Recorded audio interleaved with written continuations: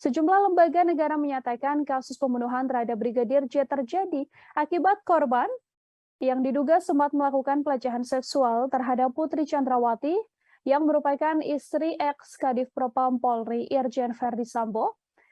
Menanggapi hal tersebut, keluarga justru berstatement sebaliknya. Keluarga Brigadir J mengatakan ada kemungkinan Putri Chandrawati yang mengejar-ngejar Brigadir J namun selalu ditolak. Dugaan ini diantaranya disampaikan oleh bibi dari Brigadir J yakni Roslin Simanjuntak. Roslin meminta agar bukti terjadinya kasus pelecehan seksual ini dibuka secara transparan.